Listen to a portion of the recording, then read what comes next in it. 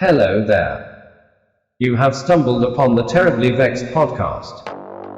The fellas have been expecting you. Please prepare to have your mind blown squarely out of your ass. Be sure to set your motherfucker to receive. Enjoy the show.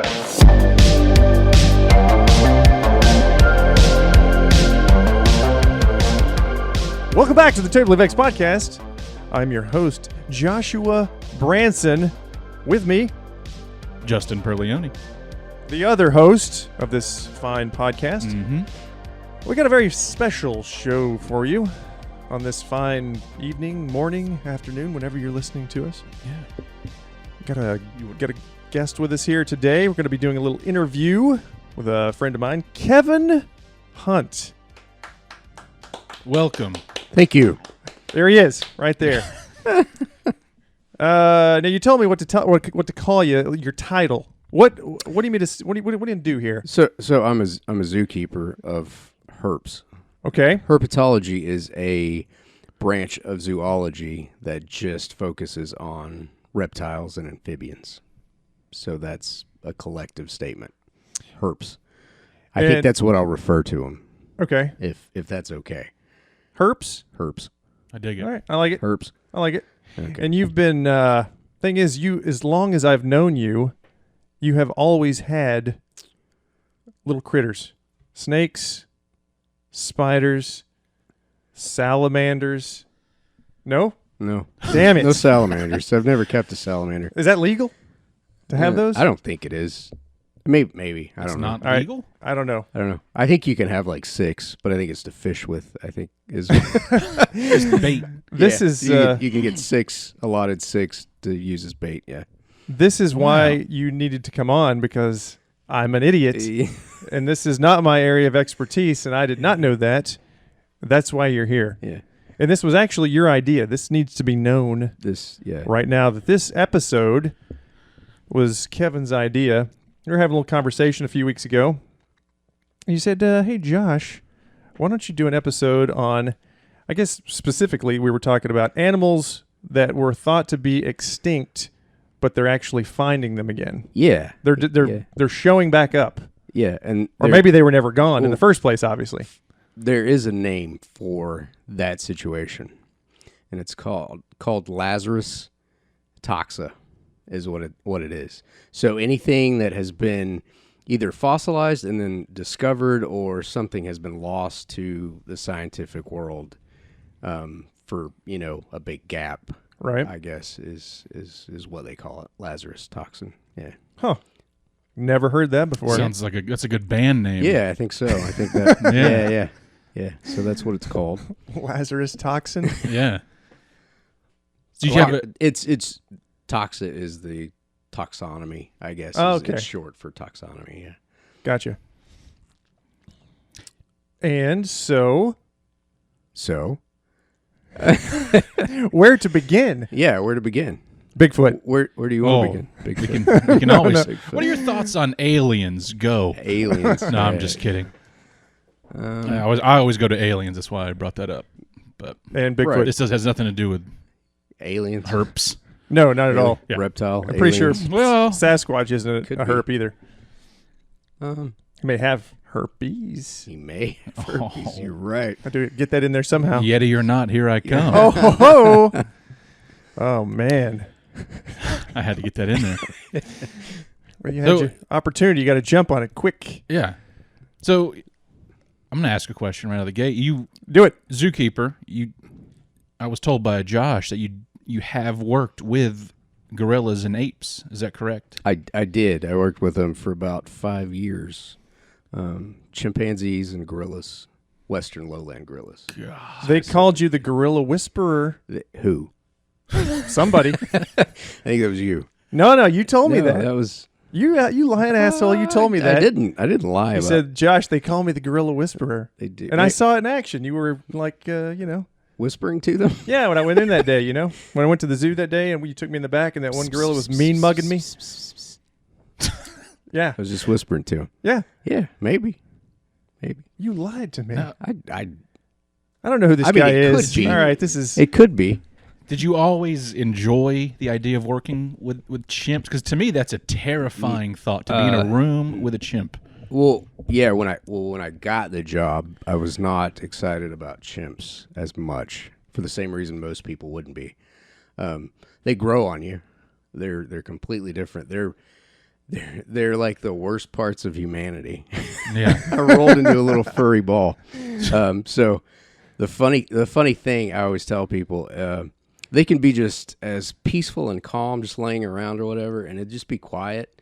And somebody's got to start something, like it just out of the blue. Like somebody throws something at somebody or runs by and smacks them, and here they go. They just start fighting and screaming and yelling. And it reminds me of a lot of people, just pretty close. Yeah, you can't just be calm. You got to start something. There's always got to be a conflict, always something like that. So the gorillas the same? Gorillas are very stoic. They will fight, especially males that interact with each other. They'll wrestle. Yeah. is the best way of putting it. Yeah. It's not near as violent as a chimpanzee fight at all. I think you said to me something one time about they would, in trying to get you away from them or trying to just whatever, they would kill you on accident, just trying to diffuse the situation. Whereas a chimpanzee would absolutely just rip you to pieces, starting with your face and your groin and your. I think if you were given the situation to be in a free contact situation where there's no bars or anything like that, I definitely would not take the chimp on. I think they would. I think the mentality you would have to have is I'm either going to fight or I'm going to try to be your friend, and you would have to decide instantly. Like you would have to be like, it's all or nothing, or let me submit and see if this works. But you're not guaranteed anything. As soon as you go in, though, they can read you immediately. If you were accidentally, a captive situation and a wild situation, I think are different. Just how they react. I think in a wild situation, I know Jane Goodall would, interact with chimpanzees, just free contact. They would just come up to her. See it all the time. But they had an escape. They had a way to get away or whatever. Right. And plus she was there with them for years. She had a relationship with them. Yeah, she was there for years watching them and being around them before they actually even came up to her. Right. So yeah, she was a part of the troop at that point. She was accepted. But yeah, in captivity, if you were in unexpectedly, I guess is what I'm saying, in close contact, I would prefer the gorilla over the chimp. Yeah. Because you would have to make a decision, like friend or foe, immediately. And I don't know if I could do that. I don't know if I could. I don't know if I'd be like, because you'd lose a fight. But would you rather fight or submit and get killed? You know what I mean? So either way, you're going to get killed? Either way, you're dying. Yeah, you could. Yeah. You could submit and they'd be fine. Okay. And then you could make your way out. Yeah. But it's going to be brutal if that situation doesn't work out. See, you know what I mean? You don't. I don't like that. Say goodbye to your junk. It's gone. Your face is gone. Yeah, they go right for the face and testicles. Those are the two things that they will go for immediately. Vicious little creature. That is crazy. That was in. I was telling Josh this. I was in Chicago at one of the zoos there, and there was no barrier between the chimps and the people. It was just a moat. Yeah, and I was I was nervous about that. Yeah. Like, what if one of them just wanted to swing over and they can jump 20 feet, right? Yeah, I know. I'm sure it was fine. Like superhuman, right? Maybe not 20 feet. But I heard this argument, like a chimp versus the number one UFC fighter. Oh yeah, chimp. Is it even a contest? No. Yeah, I never thought so. No, they're so strong. Yeah, it's remarkable. Or just rip him to pieces. Yeah. They're incredible animals. You seen those shaved chimps? Those pictures. The hairless. They got alopecia or something. Yeah. Yeah. You can see their muscle structure. Yep. Yeah, they're just muscle on top of muscle. They don't even try. Yeah. Yeah. Just sit there all day. But yeah. It's amazing. But gorillas would just smack you. Just bluff smack you. That's what you told me, yeah. And that would be enough to, Yeah, against the wall. Because he's 450 pounds. Exactly. So, yeah. I saw a video. I sent it to Josh. I don't know if you see it. There's soldiers in the woods trying to get pictures of them, and a troop of gorillas is just walking by. The biggest one just grabs a guy's ankle, drags him for like 10 feet, and then just lets him go. But it was like it was nothing. Just I think that was just to be like, I'm in control here. You're not. I got this. So if you want to pull anything, we'll play. Just know. But just know, I could never do that. So yeah, but in that you've worked with gorillas, herpetology right now, elephants as well. I want to go ahead and mention this. Elephants, kind of just talk about your credentials here just a little bit. You've just been around animals your entire life. Since I can remember, This is why we're talking to you today.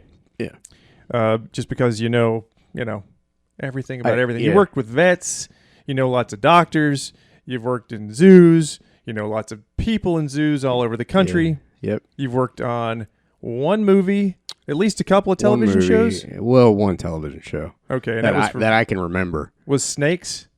Well, it was, so it was, I forget his last name. His name is Jesus.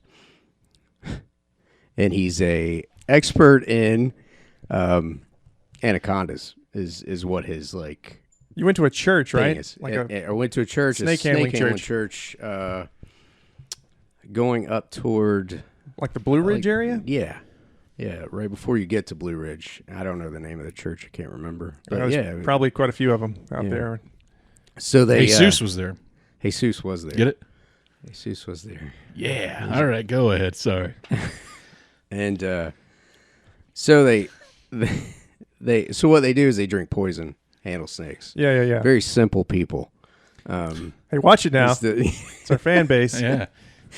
Right in this neck of the woods. Yeah. So we went up there to see one of their what is it called? Pastor?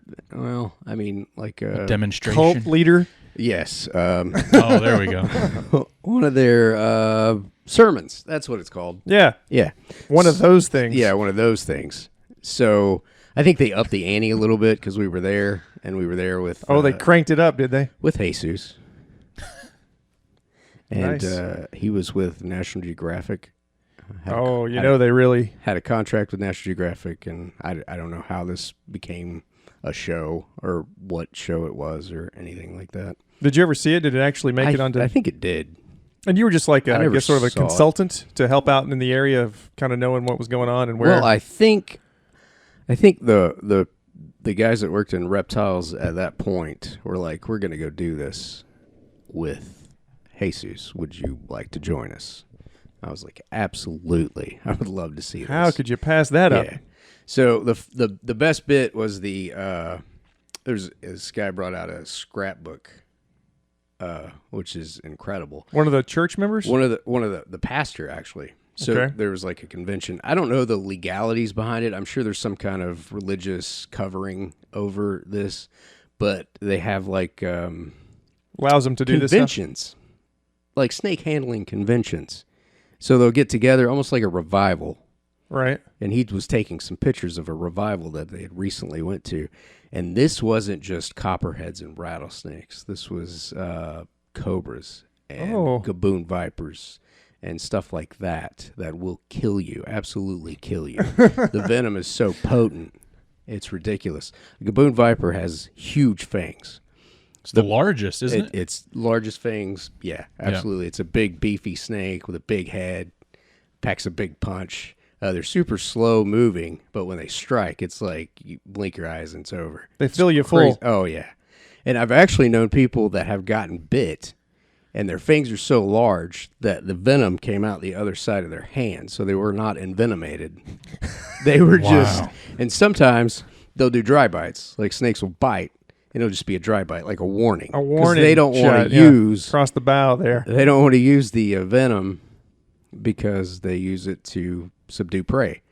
So if they're just going to bite something to make it go away, they're not going to use their venom for it, and they can control how much and whatever comes out of those fangs. I did not know that. This brings up a question I've always wondered. How many times can they bite with venom? And then are they like dry for a little while? No. It's just it's not like a bee. Okay. Like I think that's the misconception too. I've heard that like a bee will sting you and the stinger comes out and it's done. It's over. or they lose that venom. They're pretty good about retaining their venom. So they know they know what they're doing. Yeah. It's always they're always cocked and loaded, I guess. Yeah, is the way to put that. Yeah. Wow. Yeah. I'm convinced. Sorry, go ahead. No, I was just another venom question. I work amongst the copperheads, and I've heard that a copperhead bite is very painful, but not necessarily deadly to an adult. Yeah, I mean that's a dangerous game to play. Oh yeah, for sure. But yeah, technically, most people don't die from a healthy adult human will not die from a copperhead. But it's unpleasant. It's very unpleasant. Yeah, it's like a horrible bee sting that you're allergic to. Yeah, would be probably what it was. You know, if you were sick or immune problem or something like that, you could die. But typically, yeah, it's not a bad bite. Should you go to the hospital? Either way, like if you should go to the hospital. Okay. Yeah, because if you have an allergic reaction that you didn't know about, right, then you're going to run into complications. You shouldn't just be like, "Oh, copperhead bit me. I'll just walk it off." All right. You should seek treatment. Yeah, you should definitely go to the doctor. Well, even just to get antibiotics, just because of the mechanics of getting bit by something. Yeah. Well, there we go. Now I know. So TV, movie, which by the way you got me in on that movie deal. I did. Yeah. I was supposed to be your spider wrangler helper, and I'm terrified of spiders. Yeah, you did nothing. I did nothing. Just like a fangirl. Yeah. Run around. You're like, hey, I got a call. Okay, and let me mention this too. You've also owned an exotic pet store. It just goes on and on with you. It just goes on and on, yeah. Vets, exotic pet store, movies, TV, zoos. That's it. So we're establishing your credentials here, though. Just, So the listeners are like you, like, yeah, who's this guy? What's he know? Yeah, right. I've never heard. What were you supposed to do with spiders? I've never heard that story. I was supposed to just be his assistant. He basically just said there's a movie being filmed. They called me because I have a pet store, an exotic pet store. Do you want to go? And I said, yeah. I think at the time I may have even been in school or started school at Pellissippi at that time. Yeah, I mean, it was early 2000s. Yeah, I right? mean, I just knew you were a movie buff. Movie buff, right? So you want to go see a movie? Like, yeah, hang out. This movie. And some other guy owned a pet store in Knoxville, and he didn't have any spiders, and that's who they first contacted. Oh, and I knew him since I was a kid. I mean, like the first reptile I ever owned was bought from that guy.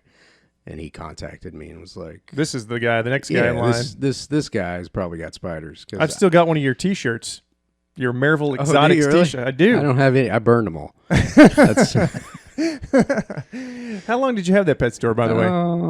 And they were the go-to guy around here. There was nothing else. Yeah, there was nothing else. I don't even think PetSmart was. No, there was nothing around here. That stuff. Yeah, no, it hadn't. None of that crickets stuff and mice and stuff like that. In fact, I bet if you had stayed a little longer, I bet it would have really because obviously being a small business owner is beyond difficult. Sure, yeah. Trying to keep the doors open no matter what you're doing. hard. But there was nothing around here as far as pet stores. Right. So all that stuff kind of came in just a little bit later. Is that the one that behind that gas station attached? Yeah. We have definitely met before in the past. That's and him. at some point, I was in there all the time. That's the guy right there. That's me. That was son of a gun. Yeah. I should have wore the Marvel Exotics. You should have. It's a polo too. It's like like this a fucking T-shirt, man. This is the real deal. What are you thinking? It's a black polo. It's in the storage unit. I have to dig it out, but I do have one though. You gave it to me. I was like, yeah, I'm sure I did. I treasured it. Obviously. Yeah. But back to the movie. Yeah. What were you saying? Oh yeah, back to the movie. We just hung out all day, basically. Yeah, forever. Yeah, before they could finally use him. Awful. And his what kind of spiders did you bring? Like some tarantulas, right? I brought some. So they're green bottle blues. They were a little bit, they were smaller. I didn't know what the essence. They didn't even know the essence. They of what didn't they care were trying what you were. Yeah. A spider. And then I had some bigger ones. I had like 3 or 4 maybe. Right. And they wanted to put them on a pile of coal. And then I saw that shot in the movie too. Pulls the blanket over and there's spiders crawling, and it was, an instant shot, and it took forever. Yes. To do over and over again, I guess. Yeah. So it was the twins that are in Cole and Dylan Sprouse. Sprouse. Yeah, the Sprouse twins. They were like Disney kids or something. Yeah. Little jagoffs. Is that the name of the movie? Yeah. Yes. Jackoffs. What was the name of the movie? The heart is deceitful above all things. Huh. And I've got a funny little side story about that too. Like to hear that. Yeah. Right now? Yeah. Go Go for ahead. it. Okay, it'll We're take in a it. couple Yeah. minutes real fast, Jim. Okay, so the movie, I think it was directed by Asia Argento, It was, yes. and she's in it too. Jeez. She plays Dylan, the little kid, who's she plays the mother. Okay, Mother Jagoff. Mother Jackoff, Yeah. and the little kid, okay, so it's supposed to take place over the course of a number of years. This person's life. J.T. Leroy, okay, and I sent you this years ago when I found this out. J.T. Leroy was this lady had written a couple of books, and she invented this character called J.T. Leroy. And as far as anybody knew, the J.T. Leroy was a real person, and so she started responding to like fans and stuff of these books that she wrote, like 3 or 4 of them, as J.T. Leroy. But there was no J.T. Leroy. Not in real life. There was no person, but people thought there was for a while. So she started perpetuating this little myth that this person existed. And this would have been like in the late 90s, right? Mid to late 90s when all this was happening. Yeah. And so Asia Argento, do you know who she is? Yeah, I know the name. She's daughter to Dario Argento, and he's like a famous Italian That's probably horror, the name I know. Yeah. Yeah. Director. Yep. And she's just like a piece of shit dumbass. She has no talent. She Yeah. dated... The movie sucked, by the way. The movie's garbage. What was it called? The I heart just wanna is see. deceitful above all things. It's just from the title of a book that was by this J.T. Leroy guy. What were you saying? She dated the guy who committed suicide in Paris, the food guy. What was his name? Anthony Bourdain. Yeah, Okay. Isn't that the same person? I believe it is. Maybe. Yeah, I think it is. There's one of the. We're looking now. Yeah, look at the movie poster. Yeah, so he's okay. So real quick, back to the story. I'm sorry. Yeah, we're getting a little sidetracked. Sorry. I like it though. He's supposed to be like he had this really fucked up childhood, basically, but there was no real person. This was all made up from a book, all fabricated, right? So somehow, I don't know. I guess in some way, Asia Argento got in contact with J.T. Leroy, and the author responded, and then she had her, I don't know, like a friend or like her sister-in-law or something, put on this garb and pretend to be J.T. Leroy in real life. And then Asia Argento and all these artsy types all latched on to this J.T. Leroy character, thought she was a real person, thought it was like a dude. Yeah. Like, I don't know what the proper nomenclature is here Yeah, for. just move on. Just move on. Let's get past That's this. the best Yeah, thing we can do here. Yeah. Fucked up childhood, and he's kind of crazy, and he's likes to Yeah. androgynous, sort of an androgynous character. So they all latch onto it, and there's like this huge controversy when they finally come out. They carry this thing on for like 5 or 6 years, and they're like, taking the fucked up, crazy J.T. Leroy around to all the parties, and Asia Argento, you can look up pictures of her hanging out with her. Her. Yeah. And Asia Argento and J.T. Leroy. We're Google imaging it right now just so you Yeah. can see what I'm talking about here. So right there she is, right? Right here, the top hat This looking is just, thing. she's an actress. She's an artist Wow. who was related to the author or a friend of her. There's the author right there. Okay. And there's J.T. Leroy. And she's all hooked up with her like, oh, she's so messed up. And, I'm messed up too. She's just a rich kid. Daddy's money, trust fund, And so eventually it comes out, and then she's like really mad and pissed and everything. And she was like, banking on this movie. Like, I did this awesome movie on this messed up, dude, girl. And it was all a scam. It's all one big. We didn't know this at the time, though. No. We're just in there watching. We didn't even know what movie it was, Yeah. Yeah, I had no idea. You went to like one of idea. the strip joints around here. I Marilyn did. Manson showed up. Mouse's ear. He was in it. Mouse's ear to get my check. And you were like, "There's couches in here. It's disgusting." Oh yeah, it was awful. It was terrible. There's carpet everywhere in this. This dump. is you saying It's gross. You the saying I smell went was to the mouse? awful. The smell was terrible. That place was a shithole. Anyway, it's still the building's still there, isn't it? yeah, it's like a bank or something now. Yeah, though, of right? course Or it is. A real estate office.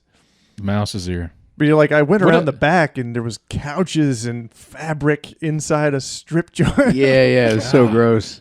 and carpet. That may have been made up for the scene. Yeah, it could have been. It was like one shot. She didn't want anybody in there to see her. You see it in the movie, which is stupid. Oh, well, yeah, nobody you do. watch me while I'm stripping. She kicked everybody out. And they just had the cameraman in there. That was it. Like, it was so weird. I was It's like, going to what? be in the movie, right? Yeah, everybody in the world's going to see it. Not really, but Yeah, it's just in the moment she didn't want to be seen. Right. Yeah. I get She's it. an artist. I totally get it.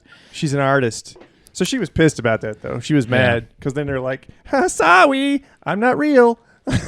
And she was like, I've been duped. J.T. Leroy. Yeah. I love that. Author, like her cousin, and then idiot. Wow. Well, Easy That's- Rider, he was in there. Peter is that Fonda. good? Yeah, Peter Fonda. did you see him? I didn't see him. Oh, no. okay.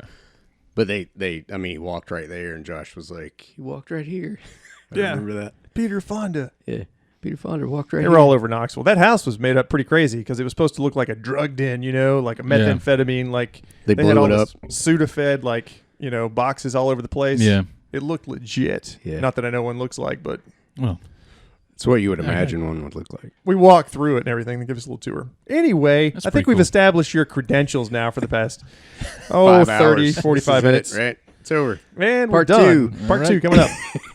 Next week, we'll actually get into what we were going to talk about, which is extinct animals showing back up Yes, in certain places, which I guess we can go to that now. we can. If you want to. Yeah, you go right into it. Point being, he knows his shit, everybody. Yeah. So what was that called? Lazarus what? Lazarus taxonomy Okay. is what it is. They call it taxa or Taxa, taxa okay. or however you want to pronounce that.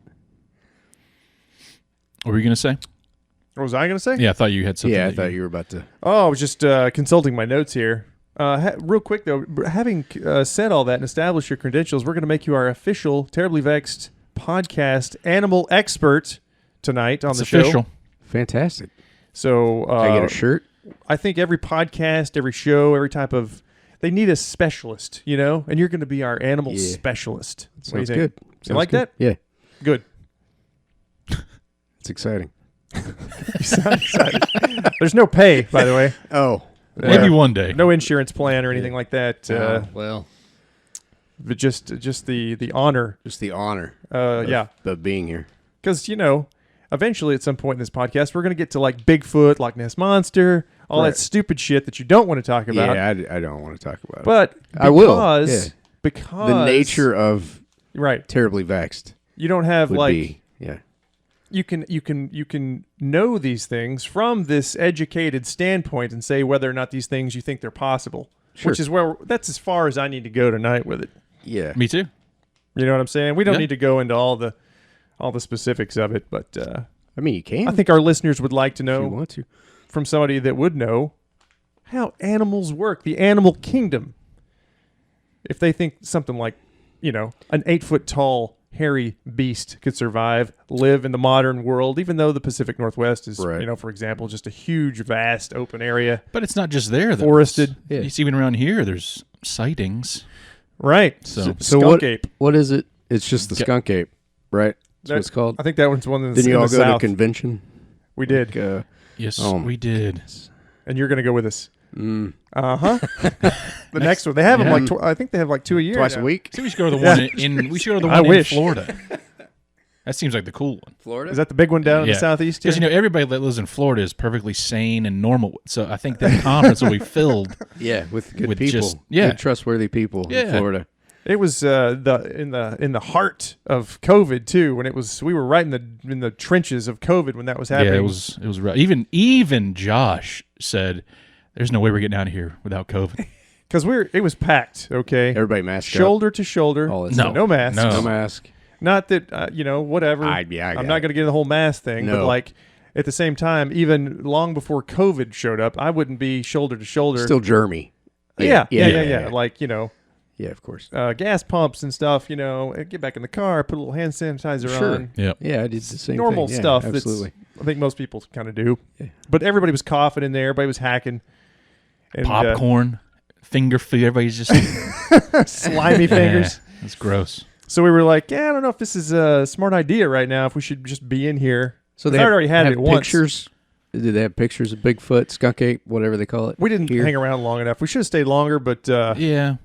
Learned some interesting facts, though. Sure. Like the chimp bones weren't actually found until 2005. Like in the wild, if you will. Yeah. Yeah. Which so technically, if a big ape existed, that doesn't mean that, we would have evidence. Necessarily. Stuff eats it, you know. Some animals go off to die in sort of secluded little places, and right? a bone has marrow in it, so they could clean all that out, stuff, and it would just break away. Yeah, Dwight McCarter was talking about that in his book. One of the kids he was looking for, I think it was one of the kids, he had gone down into a drainage. I think this was in the winter, and it was no time before he was picked to pieces by bear, and he was strewn about. He was all over the places. They had to look for his bones. Yeah. And he was just in a drainage, not too terribly far from Charlie's Bunyan off the AT right there. He'd just kind of gone down the side. And, he was just scattered about, So he died natural causes. Weather, I think, is what got him. Yeah. He wasn't, murdered or anything like that. No, I don't think so. I think that was just a hypothermia kind of a deal. Sure, yeah. I think it was like a Boy Scout. I think there's a lot of those stories I've read, so sometimes they get mixed up. But I think this was hypothermia situation. Yeah. Nonetheless, bear. Yeah. Scattered all over the place. You got those big predators, and then you got the little ones, and then you got the bugs and insects and all that stuff. And it doesn't take any time for a carcass to be just gone, depleted. Yeah. From the woods. Well, and as we all know, the Bigfoot species, they hide and bury their dead. So. You got that they too. Have ceremonial burials. Yes. And they could, because they're interdimensional. Yep. Of course, that too. Die in that other dimension, which I've seen. Or when they die, they carry them back into the dimension. Right. They die out here. They activate it. That seems a wrist-mounted device that they. It's like Dr. Strange with his. It's a little crazy. Yeah. There's some crazy theories out there. Have you seen this? A lot of them. Oh, is that a theory? The interdimensional thing is actually a theory about Bigfoot. Why they can't be found. Insane. Yeah, that's a good one. It is. I like that one. And there's also, it goes so far as to say they're aliens, or that they're somehow attached to aliens. That they are, they're on another level than this the rest is another of level. Humanity. Yeah. Yeah, I was going to bring up Dr. Jeff Meldrum's book to you. Are you familiar with him? I'm not. He's a see, I just did it right then. Just said I wouldn't do it, and there it is. We were talking about the noises Josh makes before we started recording, and I got the headphones on to not do that, and I just did it. And there it was. Real quick, he's a professor of anatomy and anthropology in the Department of Biological Sciences at Idaho State University, and he wrote a book on. We were going to do Bigfoot later, and we are just blasting you with Bigfoot. Yeah, it's fine. I think we're getting it out of the way. We're knocking this out. Let's do that. Please get it out of the way. Let's get it out of the way first. So, do you believe in Bigfoot? No, not at all. I don't. Okay. Yeah, personally. Son of a bitch! I thought you did. Yeah, no, I don't believe. That breaks my heart. Right, well, that's the end of this episode. I don't think. I think there's more chances of aliens than there are Bigfoot. Yeah, it's a big universe, right? Okay. Yeah. Well, Dr. Jeff Meldrum would disagree with you. And he's a professor of anatomy and anthropology in the Department of Biological Sciences at Idaho State University. Blah, blah, blah, blah, blah. He's an expert on foot morphology and locomotion in primates as well. Foot morphology? Yeah. He's the guy that's always looking at, and has sort of led credibility to some of the foot castings. Yeah, the castings that they have done. It's like people would have to know things about anatomy to make these castings, kind of a deal. Technically you could just make a footprint in just the way a human walks is a primate walking. Right. So I think one of the things he pointed out one time was that there was some sort of a bone in one of the documentaries I saw him in, that there was a bone, this fracture. Somebody would really have to know their shit, which isn't impossible, obviously. But to know that this particular bone would fracture and go this way, and that this injury would show in a footprint, you know? Hey, he's the doctor. See, he's a doctor, okay? That could be one of those things like they just messed the mold up and then it just happened to look like that. And this doctor's like, the make a valid point. The intern, and I want to believe so bad. He can be fooled. Anybody can be fooled. The intern dropped it. Yeah. Yeah. Whoops. They're like, it looks like try to fix it. look at this fracture. Holy shit. Yeah. Somebody would really have to know. Yeah, they'd really have to know. This is legit. But that Grover Krantz guy, you ever heard his name either? I have heard his name. He was another professor, Pacific Northwest up there. Yeah. He was kind of, I guess he would have been a generation before Meldrum. He's passed away, but he was also a guy that believed in Bigfoot. Thought that it was possible that maybe a small species, a small amount of the species, could reside up there in that vast wilderness. If they're vegetarians, maybe they just foragers. They're just eating little berries. Right. Like gorillas, man. They're huge. Am I the only one who believes in Bigfoot here tonight? I'm with you. I'm 100% with you. I see, again, we've been through this before. I'm the molder. I want to believe it so badly. Sure. So I'm always skeptical. I mean, which I think is good to be. Yeah. Let me propose this right now. 2-3 weeks in the Pacific Northwest, the three of us. I've been trying to get this guy to go. Kevin? Yeah, I'm in. Yeah. Would you do it? Absolutely. Look for Bigfoot. Yeah. With the intention of going up there to find Bigfoot, to interact with a Bigfoot. Anything that, because it's not necessarily counting on we seeing spend something. all this money to go up there to look for Bigfoot. We don't find anything. Go on a nice hike. We'll enjoy the views. And then we're like, we got to make something up because we came all the way up here. I wouldn't do that. Josh getting a suit. I would not do that. This would be legitimate. This would be a legitimate scientific experiment. Magnifying glasses and everything. Right? We're going full bore.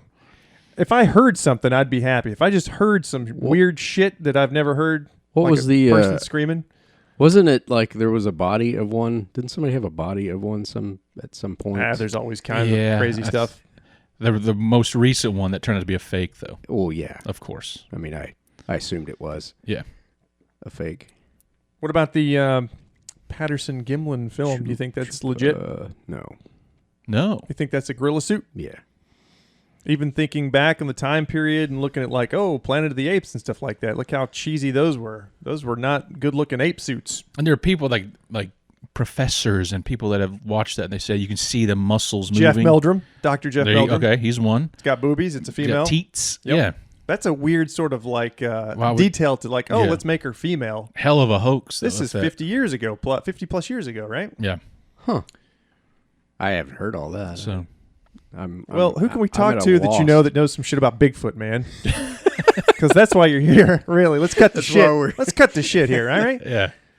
All right. Just something to think about. Teats. Next time. Yeah, I mean, I do all the time. Good. There we go. Yeah, I mean, what were you? In your professional opinion, there could be. That's what I wanted to There we go. Do I think there is? No, I don't. Do you think there was in the past? There could have been, yes. Like maybe something died out even in the 60s or 70s, just as recent as 50 years ago. Absolutely. Stuff dies out all the time. All right, I'm happy with that too. Yeah, it's good. That's good enough. Yeah, I mean, that was a hot time that was a hot period right there for stuff just dying. No, like Bigfoot sightings and Bigfoot. Yeah. 70s, the 60s, the 80s. Yeah, and you've got film and stuff being produced, and that's like right people in the wanting to heyday get in the video cameras and stuff. So absolutely.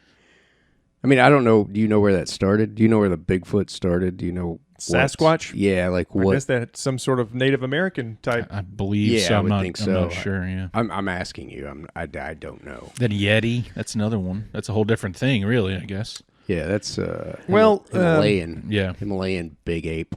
Right, and so or in Russia. What's the dude that first guy to officially climb Mount Everest? Was that the New Zealand guy? I think so. What's his name? I don't know. I have no idea. No. We can Google it right here. Yeah. So we should know his name. That's ridiculous that I don't. Anyway, on one of their expeditions, that's the famous one where they put the ice pick next to the footprint in the snow, and that was on one of his. Sir Edmund Hillary, I think.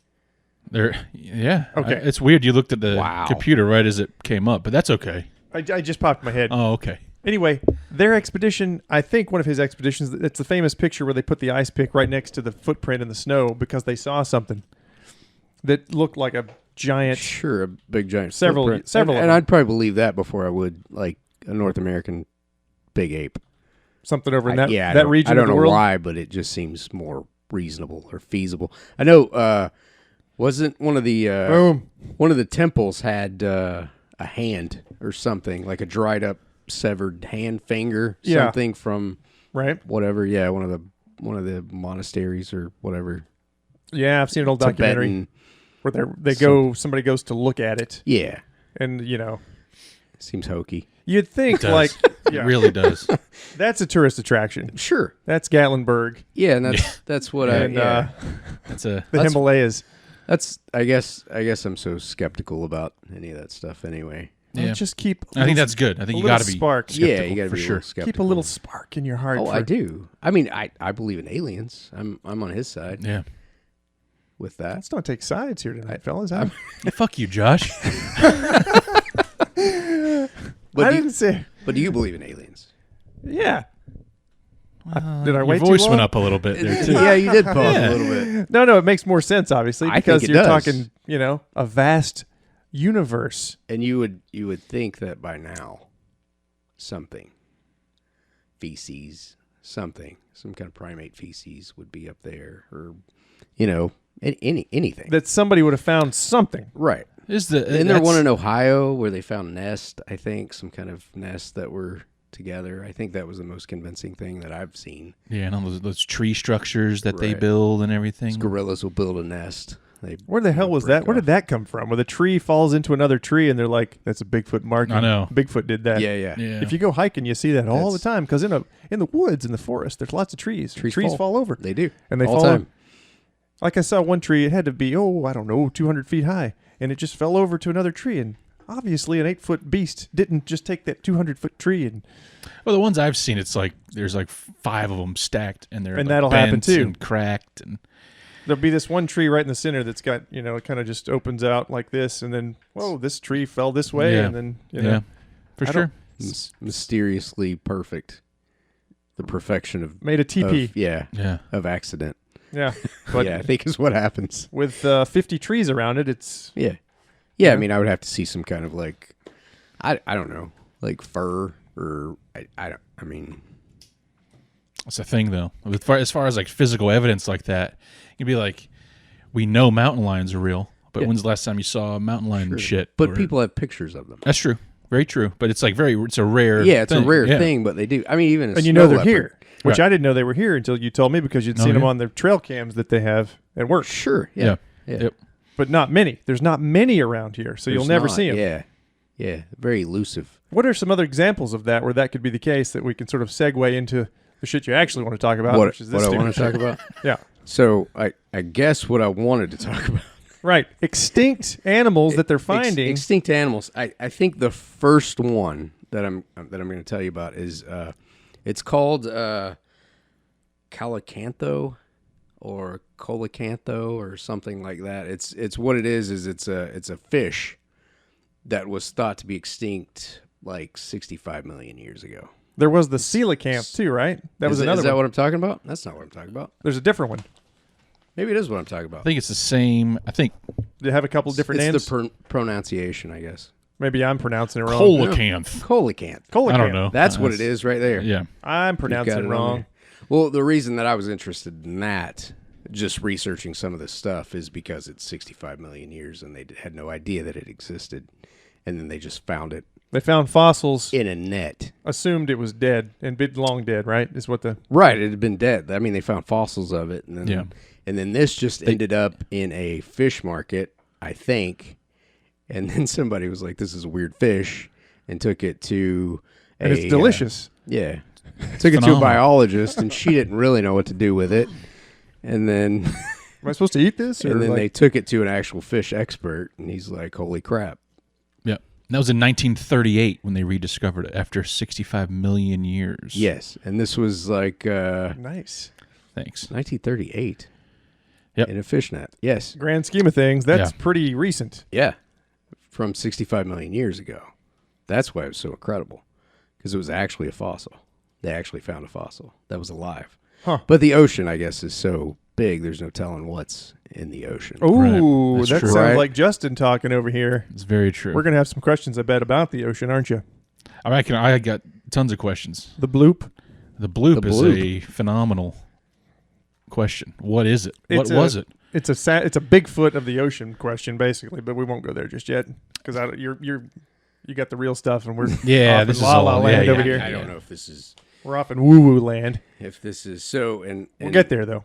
Yes. 1938, like Justin said, fishing boat catches one of these, and I guess it was several years later when they found another one. These were in two separate oceans. One was off the coast of Africa, in between Africa and Madagascar is where it would be. The first one found. The other one was in Indonesia, and there was a biologist. Do I have his name? Hey, you can probably look it up. I do have his name. Mark Erdman is the guy's name. But he was on vacation in Sulawesi, which is a little island off the coast of Indonesia, basically. And he was just on vacation with his wife, and he was walking by a fish market. They were in a fish market, and he was looking at all the different stuff, and he's like, that's a weird fish, and goes on about his day. But apparently the fish was sold for what is equivalent to about $12, which is a priceless animal. Dang. Which was funny to me that he was just walking by, and it didn't ring a bell until it was already gone. So he saw it. So he went on expedition there because when he realized that, this is I that, ate one of those. and there's this was seen in 1938, but this is recent, and I'm here, and I just remembered what that was. So he goes back. It's not there, obviously. It was sold for $12. What's equivalated to $12? And so they went on a fishing boat looking for another one, and they found it.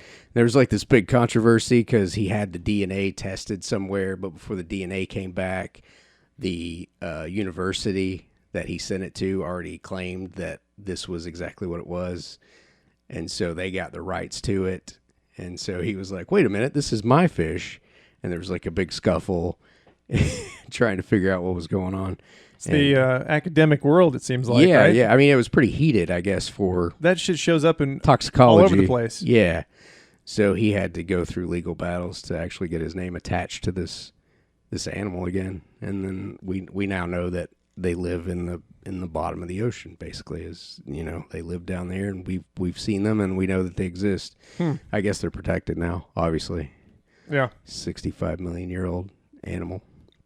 Yeah, so that's, I think quite a few people probably know about that one. That's kind of That is a big well-known one. That is a big one. That's a very common one if you're looking up stuff that's went extinct and what about like surfaced. Tasmanian tiger, which you gave me the real name for it. Tasmanian tiger, thylacine. Yeah. There's actually a group in Australia that is devoted. I think it was a horticulturalist that has dedicated his life now to trying to find this. He's convinced that this animal exists. You're talking about Neil Waters of the Thylacine Awareness Group? That's him. That's Dude, it. your notes That's are that Got guy. it. That's that guy. Yeah. Impeccable notes this evening. Thank you. I don't know if you've Crushing seen it, dude. You're crushing it. I appreciate it. For But- once. But all the time you have like these little I guess like camera traps everywhere, and you get like a little glimpse of this and that and whatever, and Like a ghost. yeah, and there's like little faces and stuff like that, and he's put it together that it's actually out there, that he's actually seen a baby thylacine, and it turns up that it's probably not. It's probably, like a kangaroo rat or something just staring at it. He's convinced that this exists. You think So- he's lost his mind, convinced, or he's just like, no, there's something to this? No, I think he's on the right track. I mean, Western Australia is vast, and nobody lives there, really. Yeah, and is he talking about like, would this be more towards the interior, the desert region? Yeah. Not On necessarily Australia, yeah, on the the center. yeah, the continent of Australia, not Yeah. just Tasmania, because I guess they were believed to have existed on actually the continent of Australia. Yeah, because everybody, that it's all coastal towns in Australia. The center is essentially, but yeah, there's no population. And it's really cool to see videos of thylacine, like they were in zoos, they were exhibited, and now they're just gone, and it's sad. It's sad, really, when you see those videos. They're very ghostly, like the old film footage. Ghost, yeah, it's ridiculous. You think those are out there somewhere? Possibility? I mean, they could be. They could be. I don't know of any recent sightings. I'll tell you. Of any. July of last year was the last reported sighting. Who was this? Some lady, and she told her husband, and then she laughed about it. I am so proud of you today. That was it? Yeah. It's and unreal. then I guess the husband reported it, but she giggled was the quote. She giggled about it. Was she drunk? I don't know. That's all I know. But it was in Australia, and she told her husband, and he said, "What the hell?" Reported it. Picture? To Neil Waters, I'm assuming. Of course not. Yeah, you got to tell Neil Picture? Waters. Yeah. Huh. Neil Waters, the plant guy. Mm. You got to tell him. Yeah. He needs to know. Yeah. I mean, I mean, it could be. Obviously, could be. That seems kind of like believable. Way more believable. Absolutely. How big were these things does. too? They were kind of like a fox, like a coyote size. I think they were bigger than that. I think they were. I don't know the weight. I mean, they're not. They don't look massive. They're not huge. They're not like tiger or. They're not. I mean, the only thing tiger about them is the pattern on their back. But look at their head. It's massive. Can you have them as a pet? You could. Are they sweet? They would be great. See, that's why we need to bring them back. Are they loyal? So I guess better than a dog. Is that what? I don't know what that means. Nimbacinus dixoni. I don't know what that is either. Well, it's not massive. It's about knee thigh level, somewhere in there, right? Yeah, it's a German Shepherd. Yeah, there we go. Yeah, that's probably the but little thinner. Also, too, just it reminds me of seeing some things like occasionally you've sent me stuff over the years. Like I would have looked at this creature, this animal, whatever it is, could have been something that's not been considered to have ever been extinct or to have been thought of as being extinct. But I've never seen it in my life. There's some crazy stuff out there, like in South America and stuff like that. There's crazy stuff in Africa. Everywhere. Yeah. Yeah, Asia. That's, deep in a jungle somewhere, and that's its habitat. That's where it lives, and people never see it. There's birds. It goes away. I see and I'm like, what in the hell is that thing? I've never seen that in my life. Yeah, I know what you're saying. Just collective like, information that you have in your head of what an animal is. Yeah. You don't know every species that exists. Right. And stuff like that, and that's why they have to, that's why there's toxicologists, to represent all that stuff. Yeah, I mean, even the dodo bird, I mean, it's a pigeon. That's what it is, essentially. And those things were eradicated by people. I mean, they ate them. There's documents, like logs of Dutch sailors and I guess Arab sailors that came to, where are they from? Mauritius Island. They would come there and port. I guess it was a Dutch colony at some point. And they would just eat them. I think they were chicken, tough, gross meat. I heard it was not good. Yeah, awful meat. But they ate them anyway. And the eggs. What? Because there's nothing else. The funny thing is there's reports of them they would just catch because they were easy to catch. I mean, they're dumb, and they can't move. They have little wings. They can't fly. So they just basically just grab them and just eat them. Like that's what they did. And they did it, until they eradicated the species. It was over. I think there's three bones or there's one skull in Oxford. I think it's half of a skull that you could see, which is why there's a dodo bird in Alice in Wonderland. Okay. Because they went there and looked at it, and there was all kinds of it was a big spectacle.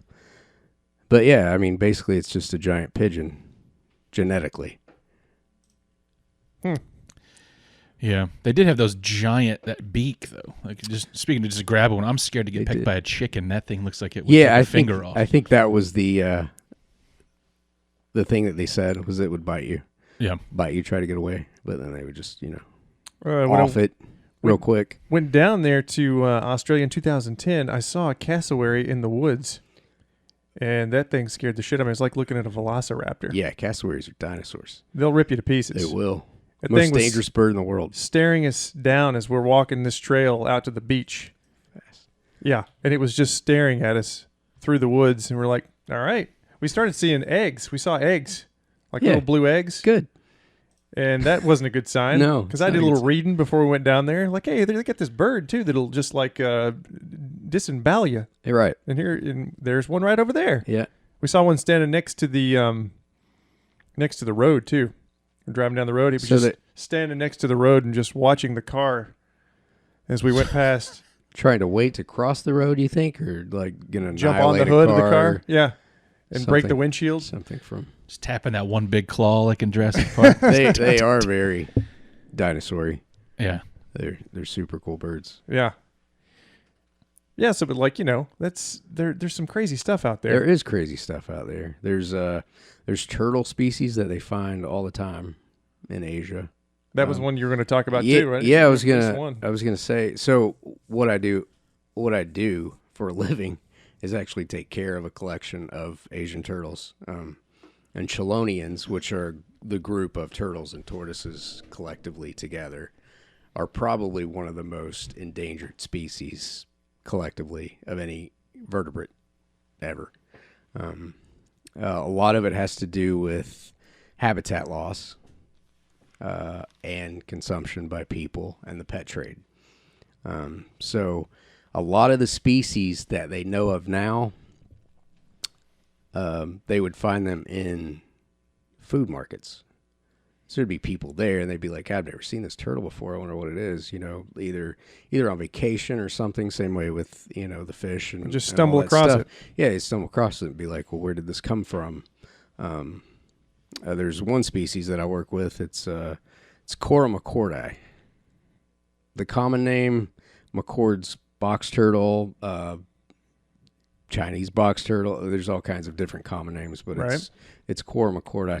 And the Cora group of animals are box turtles in Asia. This is just a food source over there. Well, the thing is that so you would have villagers, they go out and collect it and they get paid, money for it. And then whoever the dealer is at the market would just sell them for food. I mean, they sell them for pets as well.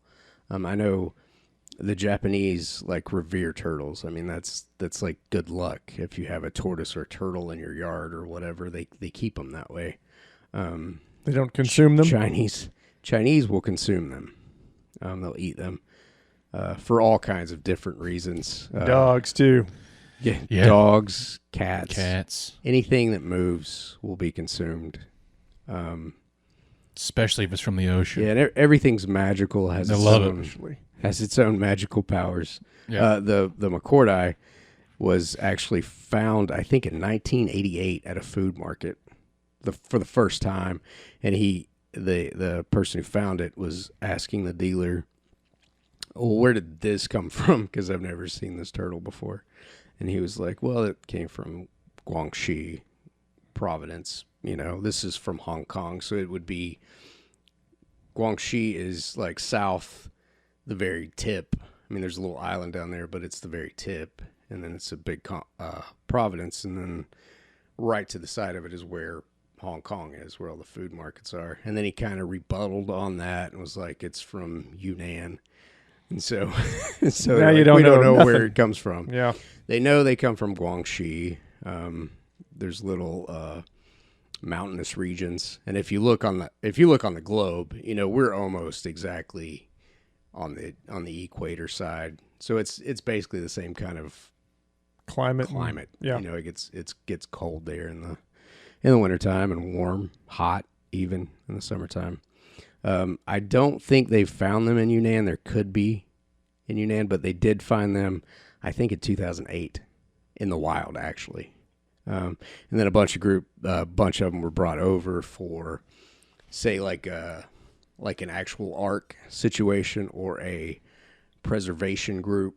So you actually have these species that we don't know too much about, put them in a a captive situation, find out what makes them tick, as it were, breed them, and then in the future, we have animals to replace anything that goes extinct.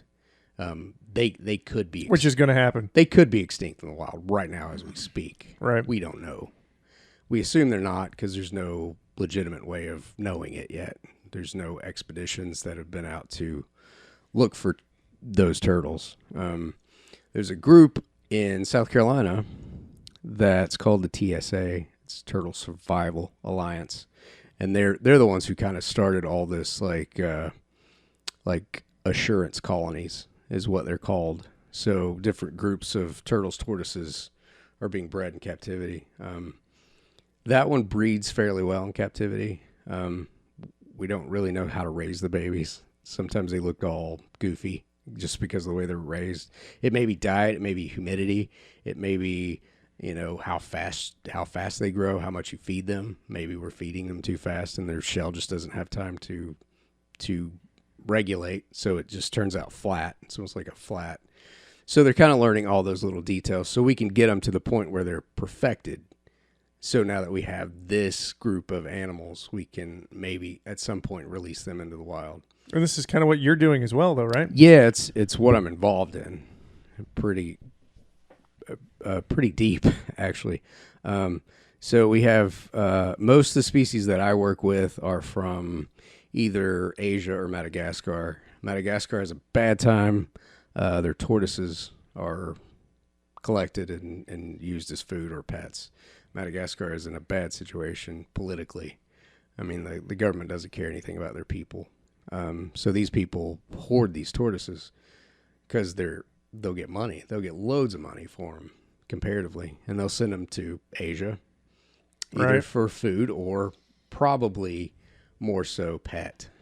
So, I mean, if you go on Instagram and type in like radiated tortoise or a spider tortoise, those are the two that are seen as pets. Radiated tortoises I've worked with before. They're personable, friendly. They'll come over to you. You can hand feed them. You can scratch them on the neck. They're super cool tortoises.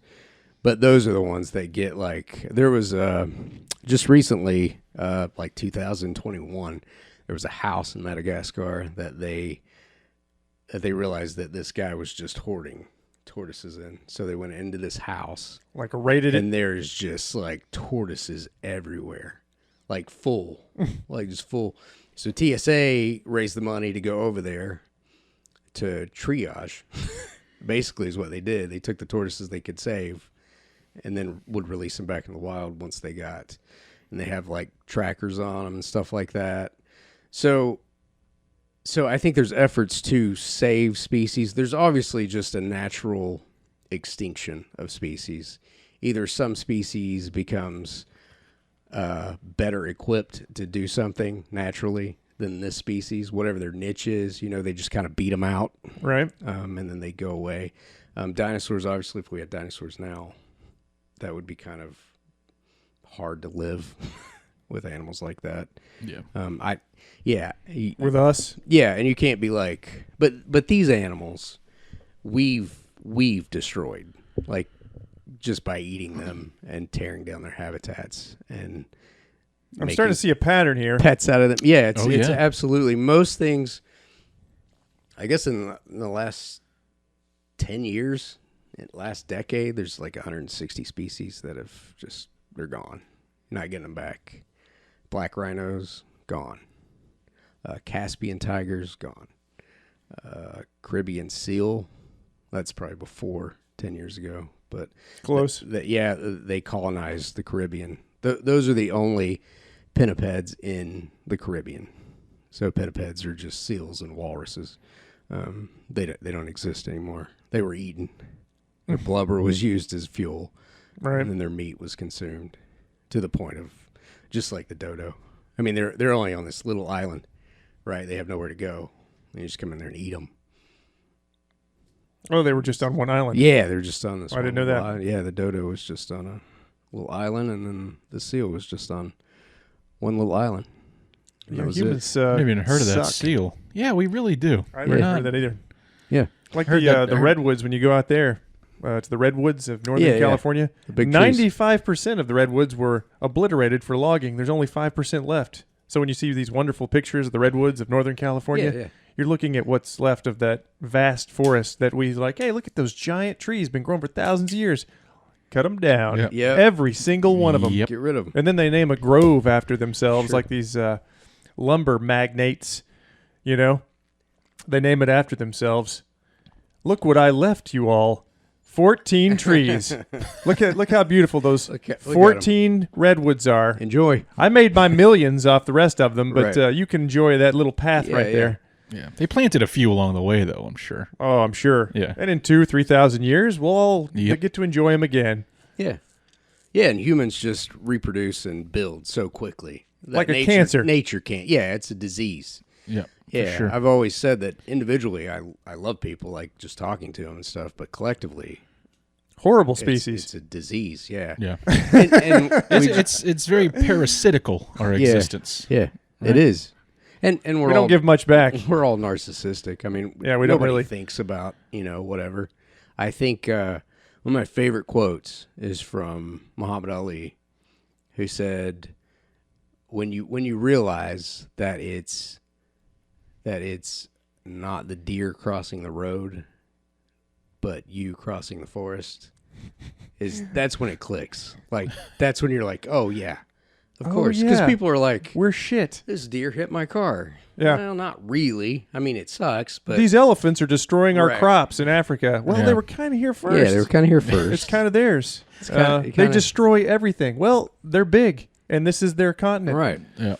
And you either have to deal with it or get out. Trophy hunting. I don't go down that. Hunting. Yeah, you don't makes wanna me get so into that. angry. Oh yeah, it's disgusting. It's one of the most sickening These dickless. things. Anyway, It's one of those things I've always thought it would be kind of nice just to have like a SEAL team of sorts in the woods out there with the rhinos, just in the woods, night vision. You see those poachers coming up, just pop them. I would feel no remorse. I think I would be like, all right, yeah, good. Glad they're gone. There's the poachers that do that thing for the ivory, and then there's just the straight up trophy hunters that will just pay lots of money because they're rich. Right. They got a trust fund or something, and I want to be a man. I'm going to go kill the moguls in America on a reserve where they just walk them right up to them, and then absolutely. And then they take that picture, that fucking picture they take with them, like they just did something. They did something amazing. Yeah. Fucking clowns. I think I would let them do it if they had just a knife. You can go get the elephant with just a knife, an obsidian knife that you have to make it. Make it yourself. Yeah. Figure it out. Yeah. Then okay. Then you're a man. Yep. God, I can't stand that. I mean, that's guns and stuff is semi-automatic weapons, elephant guns, all those things. Yeah, and we've all seen those videos where they just go up to them and just go ka ka ka ka ka ka ka. Oh yeah, I mean, I've seen in Texas where they have reserves. Same deal. They just pull out a big cat. Yeah, cat's scared to death. Yeah, I've been with humans for since it was a cub because that's what it's bred for. And they'll just pull it out and kind of hide. And the cat's trying to dig itself because it's terrified, doesn't know what to do. And they just blast it. And then they'll pull it out from underneath the truck, and some dickhead is holding it. This is basically what's going on. It's so ridiculous. And they just so they can have that trophy to put on their wall. Yeah. Like they did something. Yeah, like it's a big deal. And it's not. And if you could tell the story to people who see that, they'd be like, you're a... Like they didn't wrestle it or... break its neck with their bare hands or anything like that. They you didn't go out with a bow and arrow, weapons, and because they would lose. That's why they don't do it. 100%. I mean, and those are always good videos too, where the lion actually will run up and smacks him in the face. Or you read the article, where they've killed a hunter, absolutely, a trophy hunter. There's a great subreddit called "The Bull Wins," and it's where the animal turns the tables. And that's a great when they get in there and in that last moment. Yep. Because, in a lot of those cases, they'll run right into the group of hunters I've seen. Sure. Just to have that one last, if I'm going, you all are, somebody's going too. One of you guys. Coming with me. Yep. Yeah, absolutely. And they deserve everything they get. Yeah, so. They deserve to be maimed. Dodos, gone. Turtles. What other? So I actually brought something. I see that little container over there. Yeah. I brought something. Now, this is quite an incredible story. So, this is a gecko from New Caledonia.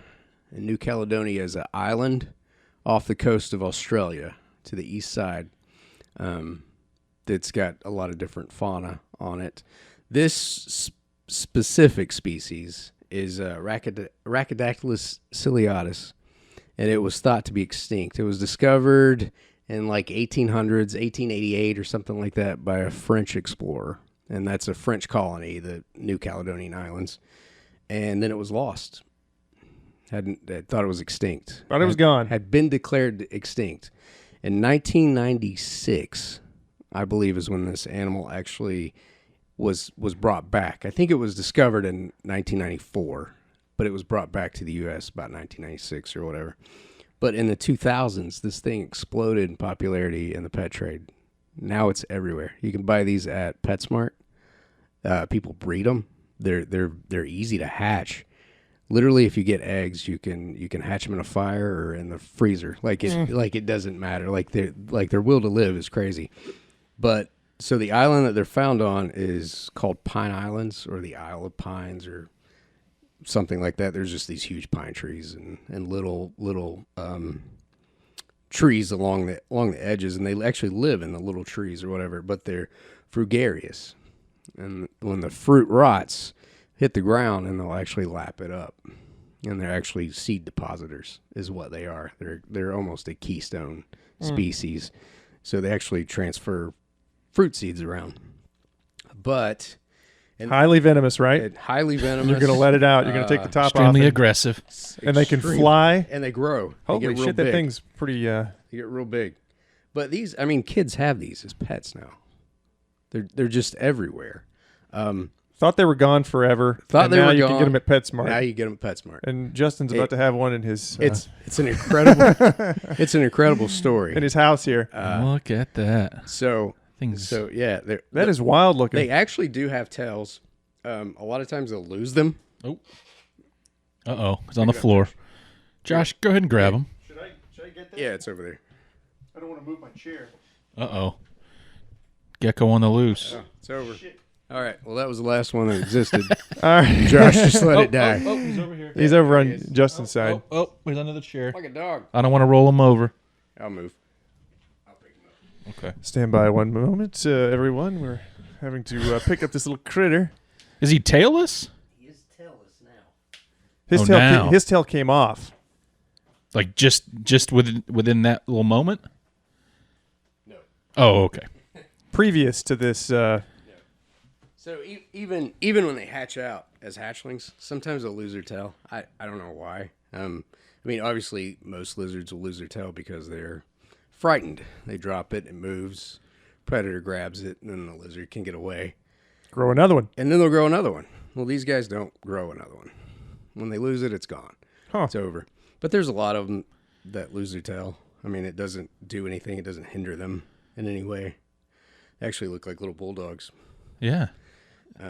But I think their common names would be eyelash gecko, because they got little eyelashes right here and little ridges. What's the lifespan of one of those little?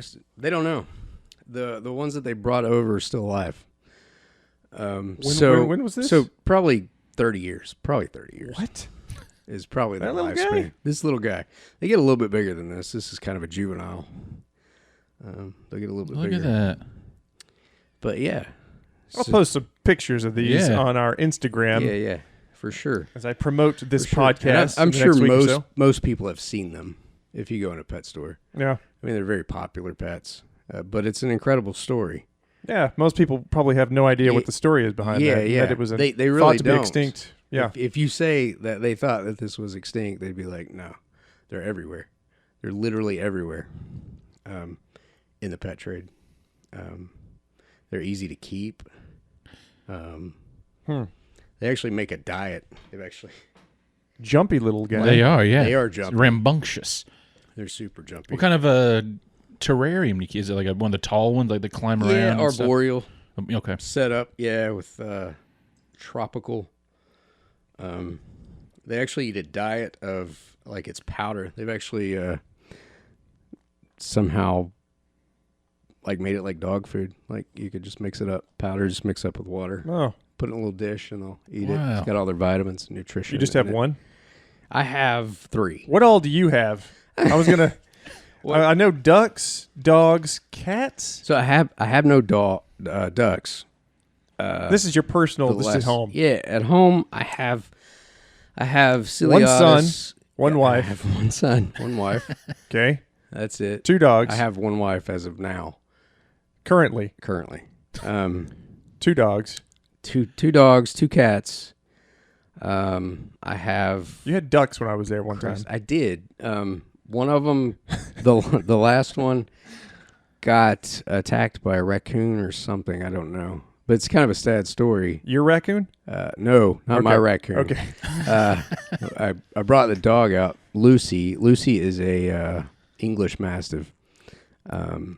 Brought her out. She loved the duck. They would just sit on the hillside and look at traffic together. They loved each other. She came out, and she noticed the duck was down there, so she was excited. Yay, my friend's down there. Duck's not with us anymore. It's just the body. Passed beyond the veil of tears. Gotcha. She goes down there and, like, is wagging her tail or whatever. All of a sudden, she just, like, drops her head. And I was like, oh. And she, like, for days, this dog was depressed. Like, physically, like, you could see that this dog had lost something. It was incredible. Especially dog and a duck. It doesn't really make sense. It's a Disney movie. Yeah, it literally is. Yeah. But yeah, it was the duck. The duck's not with us anymore. I'm sorry. Yeah. And I have some blood pythons. Blood pythons are a medium-sized python constrictor. You've always had pythons. From Malaysia. Yeah, always. I do like pythons. I like snakes, just in general. It's probably one of my favorite things. Tortoise, turtles, and snakes. Spiders. We have spiders. Didn't you have a bird eater one time? We have 2 bird eaters right now. Now? Yeah, my son's into tarantulas a lot. I would have never guessed. Yeah, he picking up the old man's. It was crazy, too, because I didn't have any. Those things would get the size of a dinner plate, right? They will. They get 12 inches. That's 12-inch spider. They're not nice. They're not known for being nice. They're assholes. There are some that are, you can handle. It's not safe for them or you. No, no reason for it. Yeah, they get about 12 inches, about the size of a dinner plate.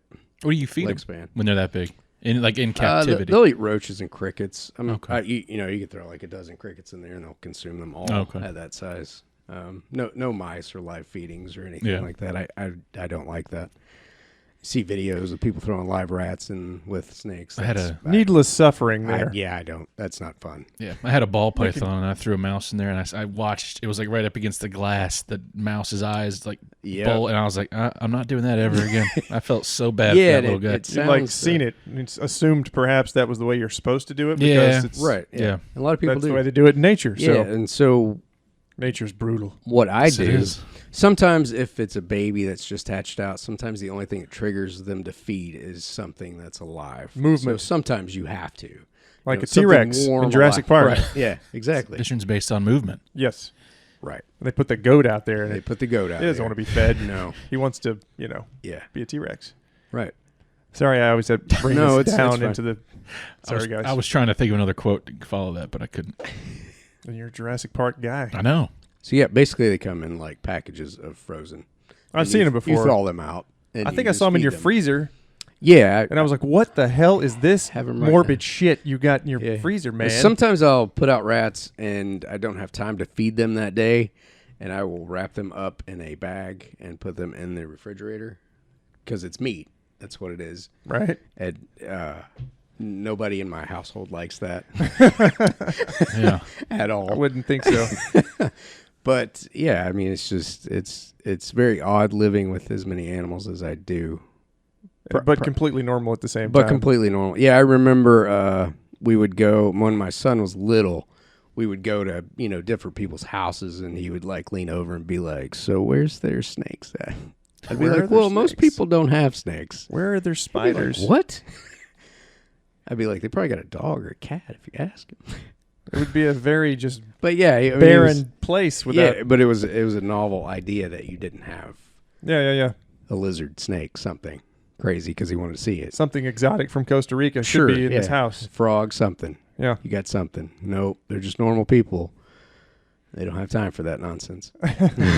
You said you have 2 blood pythons? I have 6. Oh, damn. Okay. So the thing with pythons, and they have different color morphs that have come out, just like ball pythons. But ball pythons have just a buttload of different colors and shades and patterns and all that stuff. Well, blood pythons are starting to get a little bit popular, so a lot of things will pop out as people breed them.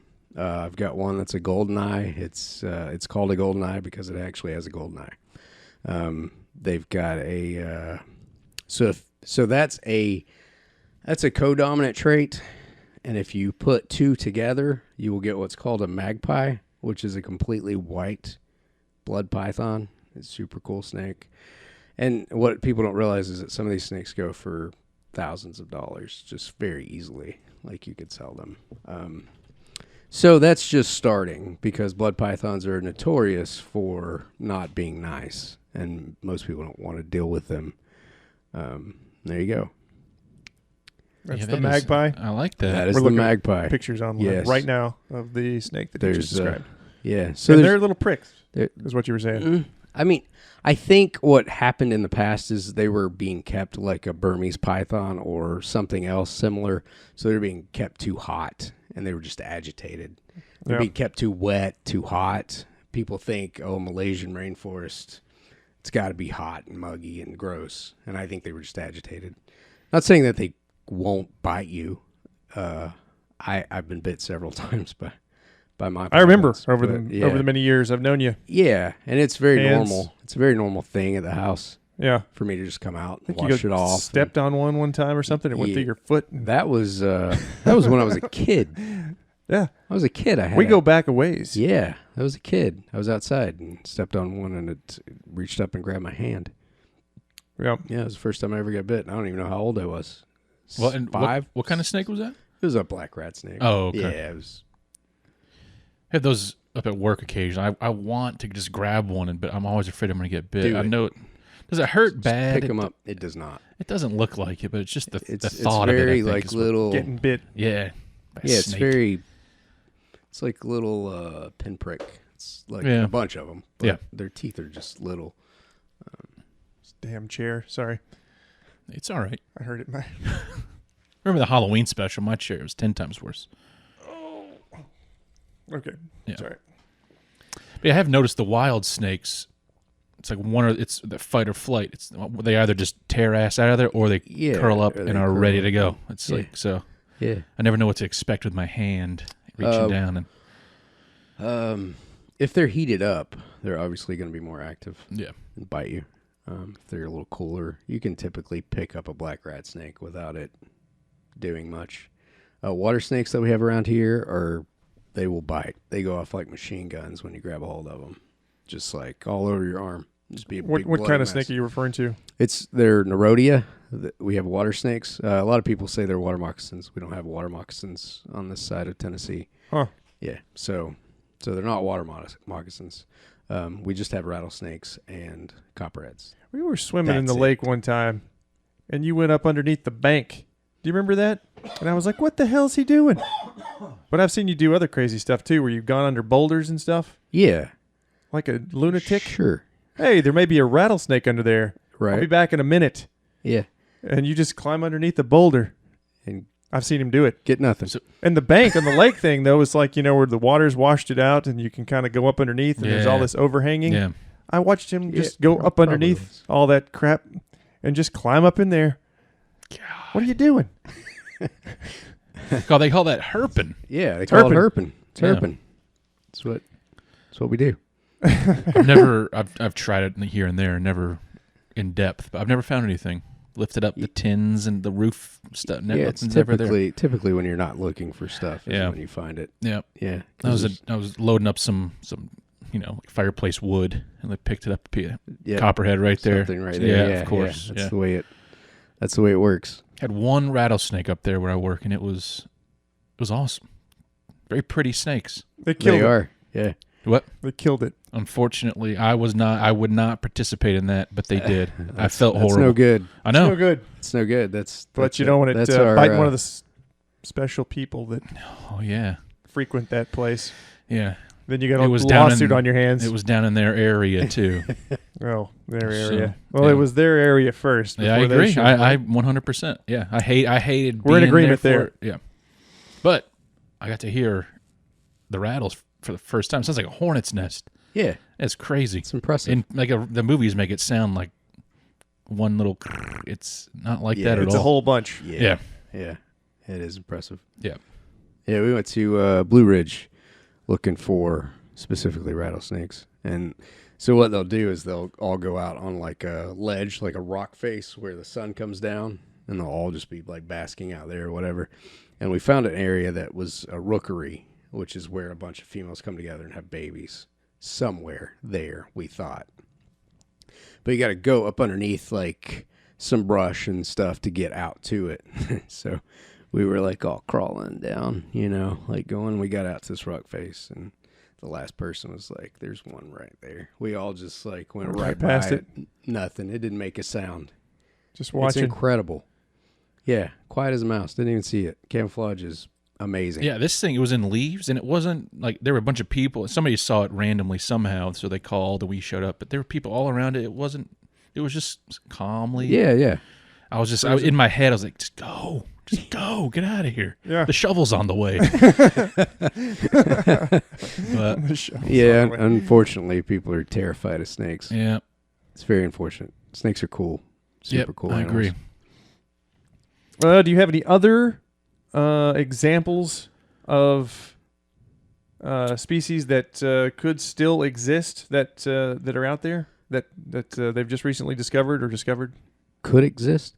So I've got. They thought were extinct. The Takahi bird. Another.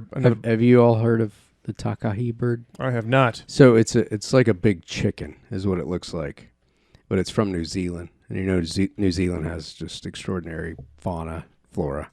But this bird specifically, they thought went extinct, and it looks similar to another species that lives, I think, coastally, and this lives in grasslands, and it's kind of more robust, but the plumage on it is like purple, blue, and green, and then has a bright reddish orange beak. It's an extraordinary bird, but like most things that go extinct, like the dodo or whatever, it just doesn't, like there's nothing to defend it. Like it lives in an area where there's nothing that's going to prey on it. So once colonizers come, they're going to take the first thing. Yeah, this is mine now. Yeah, this is I'm mine here. now. I'm going to eat it. And so I think they assumed that it was extinct, and they rediscovered it. The incredible thing about this that I was going to get at is that, have you ever seen people feeding birds or chicks in like their nest with like a puppet? Yeah. Like, have you ever seen that happen? So it was developed because of these birds, because they wanted to put these birds back out in the wild. So that technique was actually developed from that, and they still have a refuge in New Zealand. I don't think there's any wild birds per se. I think the area that they're at is all protected. Oh, I think okay. there's like 300 in total, like in the whole wide world, and a disease destroyed what they eat. Like some kind of disease just eradicated their food source, so it went down. I think right now it's up to like 440 birds. That's literally it. I give you the dates. Disease, we probably. I was just gonna say, did we bring that somehow? Yeah, it didn't say anything about that when I was reading it. It just said some disease eradicated their food source, and then I'm gonna put my money on humans. Yeah, they brought bet. some crop over. But it's a safe bet. Yeah, but in 1851 is when it was first described, and then Dusky Bay sealers. So people who just harpoon seals, like, and did that, actually started eating those birds when they camped there on the thing, and they said that they were delicious. Like, that was like the comment that they made. They were just great to eat. it looks delicious. Right, it does. It looks like it's plump. It's like a plump, fruity, fancy chicken. Yeah, That's exactly what it is. Big fancy chicken. It's like a kiwi chicken I think peacock. it's in the family of rails. So other birds that are flightless, maybe somehow, like an emu and other birds like that is what that is. What the hell's that all about? A bird that can't fly, Yeah, I don't know. You're screwed. You got nothing. You got no hands. That's somewhere between a bird and a dinosaur.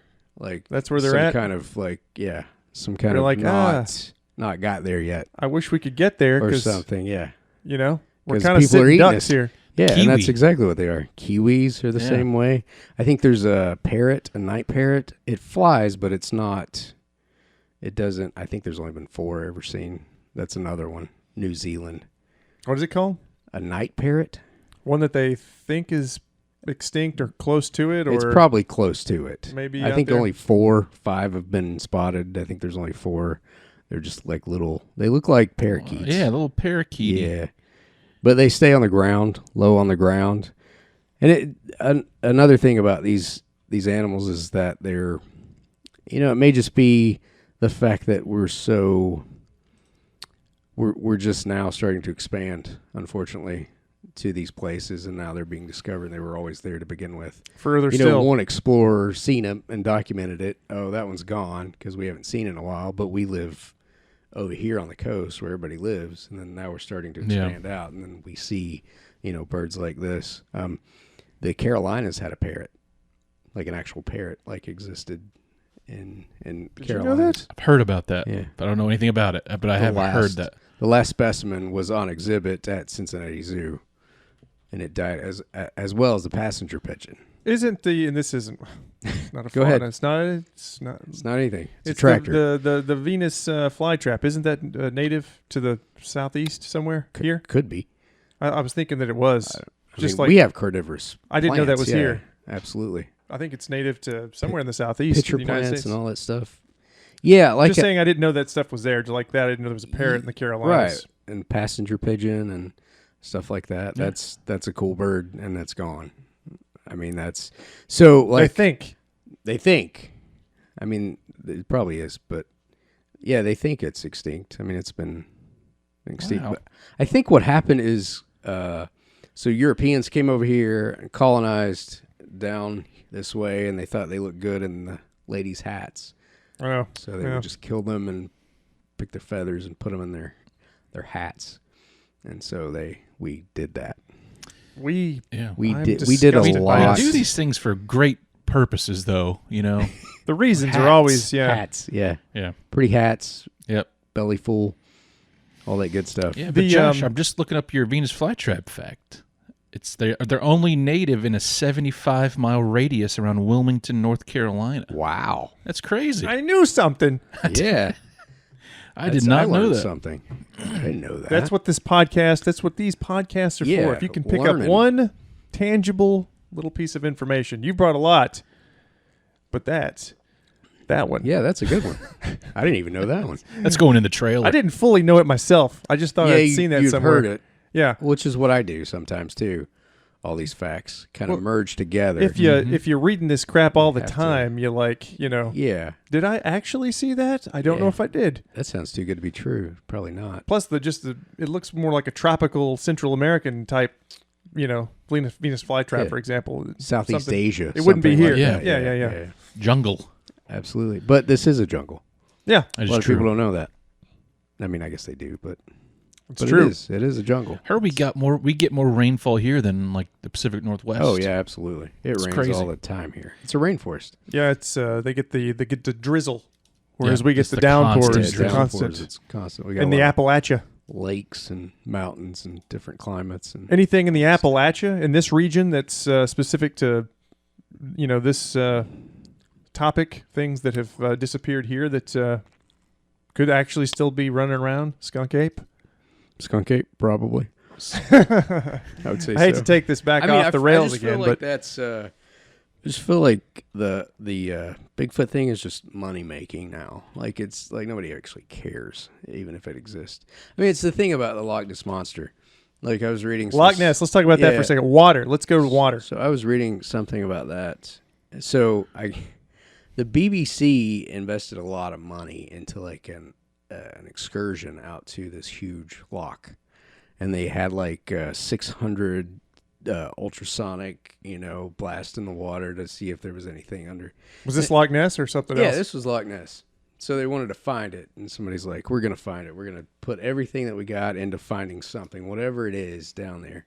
And the whole time I was thinking, there's some old Scottish guy that's really upset because this is kind of like their heritage.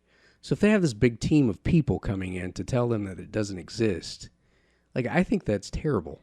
I don't know why, but it kind of made me sad. Your thoughts on that?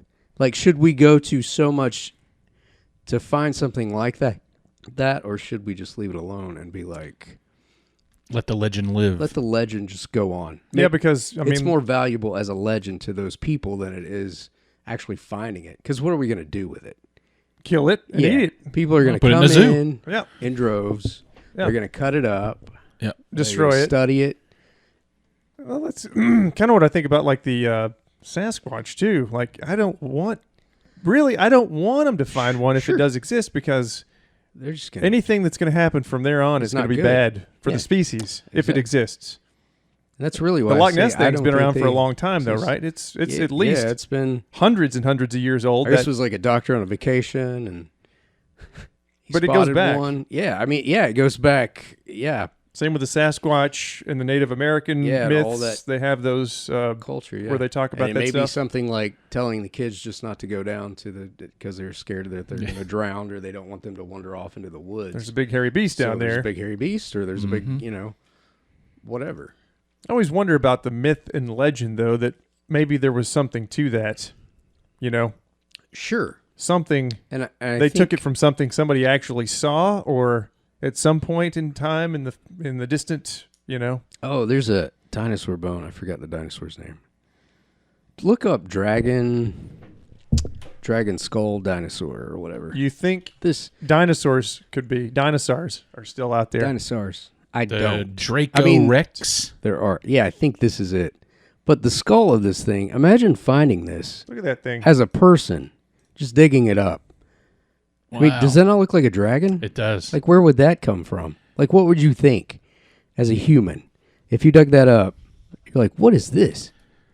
It's got to be a dragon. I don't know where the fire breathing comes from. But it's kind of cool, on opposite sides of the world, Britain had their dragon and Asia had their dragon. They're kind of similar. Mythology is created. So there it is, right there. Mm-hmm. I didn't know that kind of skull. Anything about that. There's a thing online. I forgot what the site is, but it's a guy. He does like the skull, and then what humans think it looks like. It's like the hippo skull, and then what if we just found a hippo skull, what would we say it looked like? And it's this creature of like. It's crazy. Got these one-eye giants, but it's just hippo. Elephant skull, same elephants way. Are the Cyclops. Yeah, the giant Cyclops, yeah. So, like, how wrong do we have dinosaurs now? And we just don't even realize it. What you would think one would look like. Yeah. Or what would... Yeah, that's quite incredible. Yep. Yeah, I've never seen that. Yeah, it's cool, isn't it? I don't know how I got... I mean, this has, like, been years ago when I found this. But it just clicked. Like when you said myth and legends, where would, there has to be something behind it, and then that clicked. Yep. How big is that thing anyway? I don't know. Yeah, who knows? I don't know how to find Especially that. Especially if it was like 40 feet long. Right. Jesus. Huge. Yeah. And to quote Justin Prilly. They find a bird's wing next to it or something that it just killed and it petrified with it. They'd be like, oh, this has got to have attached to it. And then you attach a wing to it, and there it is. There you go. That's how we can just... I mean, there it is. Yeah. There has to be dragons. Right. Yeah, it's quite incredible. And all they did was just put the skull onto that dragon body there in this little diagram here, this little picture, this illustration. Yep. Google image it, Draco Rex, and you'll see what we're looking at. Yeah, Draco Rex. Oh, super cool. We mentioned earlier the bloop. Have you ever heard of that? I have not heard the bloop. Well, it was just I think I have it in my notes. Do you have it as well? I do not, but it's like a sonar arrays. Yeah, right? the bloop was an ultra-low frequency, high-amplitude underwater sound detected by the U.S. National Oceanic and Atmospheric Administration in 1997 By 2012, earlier speculation that the sound originated from a marine animal was replaced by NOAA's description of the sound as being consistent with noises generated via non-tectonic cryoseisms originating from glacial movements. That's what they said later. Basically, icebergs breaking apart, I guess, or rubbing against each other. It's where they triangulated the position in the Pacific Ocean. Pacific Rim. And it's way out there, way away from everything. Sure, they can obviously float far away, but this thing created a sound that was picked up by these, buoys, underwater buoys. Yeah. Up to 3,000 miles away. But the initial reaction to this sound that they picked up so far away from all these buoys or whatever that were so far away from it was that it was something alive. And it was from deep in the ocean. Did it have like a pattern to it? Is that what? I think was it just one? If you want to hit that speaker over there. The one recording that you can hear, they speed it up, I think. We'll just play it, see what we can hear. What am I doing? Nothing. I thought that speaker was off, but let's see. This is going to be some guy. Hi, guys. Oh, here you go. Then it should kick in.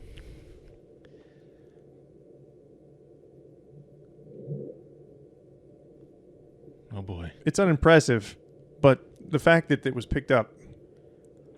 That's interesting. Huh. Yeah. It's very abyssy. But the actual sound, I think that one was sped up too. The one that they picked up, it was a slow... Gradual. Yeah, till it eventually... Into. Yeah, and then it came back down or whatever. So what do they think it is? I mean, what... Initially, they were like, this has to be something alive making this noise. From the deep ocean. Some unknown species of gigantic... It would have to be bigger than a blue whale. So, yeah. I mean, if you think about how big the ocean is... How big is the ocean? Big. Yeah, but how big? Real big. Comparatively. To, like, Florida. I mean... Yeah.